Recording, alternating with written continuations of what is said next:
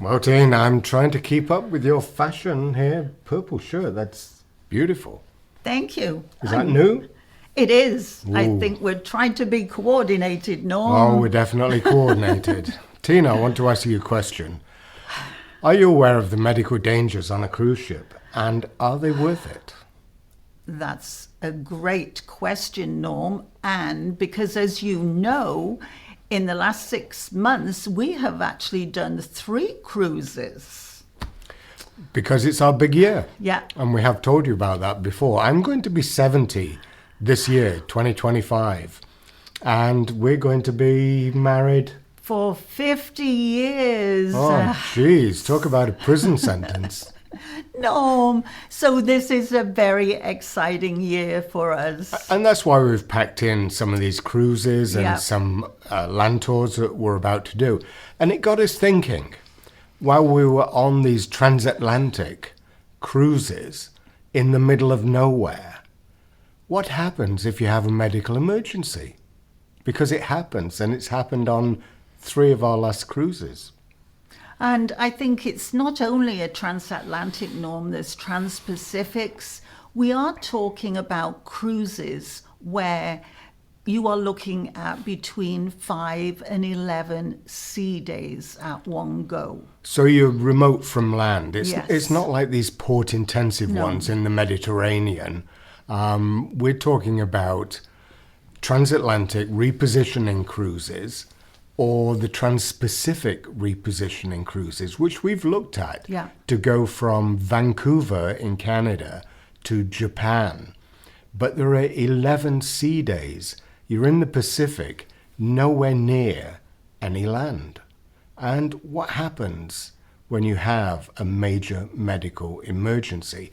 And we're all getting older, so it's something that we're starting to think about, especially as our last cruise had a very dramatic air evacuation. Oh, it did. This was, we were actually advised about this about 1 o'clock in the afternoon, that it was actually going to be taking place at between 9 and 10 in the evening. So we are talking about another 7 or 8 hours after we were actually told that the evacuation was going to take place. So you start to wonder how the patient is waiting for this evacuation. Mm-hmm. It's obviously serious enough that they need to get them to a hospital. But the reason it took 7 hours is because we weren't within the distance that a helicopter could fly safely there and back from our ship. So the ship had to get in position close enough to land for the helicopter to come. And sure enough, at 9:30, quarter to 10, we heard the helicopter coming in. There was already an aircraft buzzing around, presumably spotting the ship for the helicopter. But it was noisy. It was just above our cabin. Yeah, because we were on quite a high floor. We were on about the 9th floor, weren't we? So literally, this air evacuation took place right above our heads. And the noise was absolutely amazing, wasn't it? And it is dangerous. Yeah. It's dangerous for the crew who are performing this evacuation. It's dangerous for the patient as well, being hoisted into a helicopter, especially as the sea wasn't particularly calm either. No. So anyway, that was our first experience of having a helicopter come in and do it. And of course, who pays for the helicopter? The patient Yeah, that's the going patient to pay is- for it. yeah. And that can run into hundreds of thousands of dollars, depending on where you are. The other thing that struck us in all the cruises, all the last 3 cruises, is every port we went to, there was an ambulance waiting for us. Yeah, we did find that quite eerily strange, didn't we? That was something prior to this that we hadn't noticed. But this was a daily occurrence. We'd pull into port and there would be an ambulance, and then next minute there'd be somebody either in a wheelchair or something being wheeled off and getting into the ambulance. So that is something that was happening on our last cruise. We were talking to a few people, and it seems that on one of the ports, somebody went to the beach, went in the ocean, and got knocked over by a rather large wave and dislocated his shoulder. So Yeah, we were flabbergasted to hear this, and unfortunately, the poor gentleman spent 6 hours in the hospital. But not only that, it actually cost him $15,000 to get to be in a position where he could actually come back on the ship and join the rest of the trip. yeah, so 6 hours in a hospital Yeah. being treated, $15,000. So that's why it's important to have travel medical insurance. And on the same trip, Norm, there was actually another lady with a very similar instance. She hurt herself getting out of a car door. The door banged her shoulder or something. She was able to come back on the ship, but Another dislocated shoulder. we'd not really heard this ever before, had we? We hadn't. No. On a cruise ship, we like to have breakfast, room service in our room. Yes. Because we pay extra to have a balcony. And they do a really good room service on some cruise ships. And so there we were, and we normally get it around 6:30 in the morning, the first time available, because we tend to get up early, especially with time changes and jet lag. Well, we just finished our breakfast and we were playing our usual Wordle games and Waffle and Yeah. Spelling Bee, because we did have the internet this time on Yeah. the cruise ship. One of the unusual things is you don't get announcements in your cabin on a cruise ship unless it's something really important. And we just finished our breakfast, finished our games, and all of a sudden the speaker jumps into life saying medical emergency, medical emergency. And they gave out a cabin number, and it was 2 doors away from us.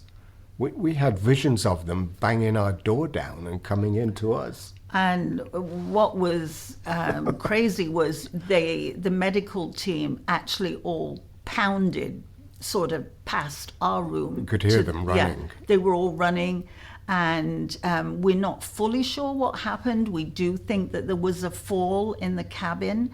Possibly the water was choppy, but the next day there was a wheelchair outside the cabin, and Yeah. obviously somebody yet again was hurt Yeah. on the cruise. So then we started looking into statistics about medical problems and evacuations on cruise ships. And Tina came up with some statistics from May 2023. And it was just in one popular cruising area that these figures apply to. So what did you find, Tina? Well, I was shocked because Me too. there was 4 people airlifted in a period of just 24 hours. And they Wow. were all different ages, ranging 47, 74, 77, 84. And this was staggering, and they were off all different ships, not just one, multiple different ships, but in 24 hours. And some of these people That's had staggering. organ failure. Yeah. A couple had strokes. So you just don't know what's going to happen to you. But this is staggering numbers that we're starting to see. Then within that month of May 2023, there was another 2 airlifted. And what struck us was the ages, because we've already said I'm turning 70 in 2025, starting to get up there. But these people who were air evacuated was a 22-year-old with appendicitis and a 30-year-old who was unfortunately having a stroke. So it can happen at any age. Yeah. So what's our recommendation, Teen? Well, always have Don't travel. go on a cruise ship. Well, if you're going on a cruise ship, You must have travel insurance. Travel medical Yeah. insurance. Yeah. And you need to read these policies and ask whoever's selling it to you, does it include evacuation? Not just if you're going to be on some island and there's a rebel coup or a tsunami happening. Can you get off a cruise ship if you're having a medical emergency through an air evacuation, and to see whether your policy covers that? I think that's where some confusion could be, Norm, is that people think evacuation, if, say, you're on an island and a war breaks out and you Yeah. want to be evacuated, it isn't. It's big time. It's been hoisted off a cruise ship as an air evacuation. And as Norm said, these don't just cost 1,000 and 2,000. These are multiple 40, 50, 60,000, that sort of category, aren't they? Yeah, and don't forget all-inclusive resorts as well. They have medical emergencies, and at some point you might need to be air evacuated back to your home country. So it is an important thing. So we want to leave you with this, and perhaps you could leave some comments below the description of this video. Are the medical dangers on a cruise ship worth it to you? So we hope everybody's keeping well. And staying safe. And until the next time, Bye-bye. bye-bye.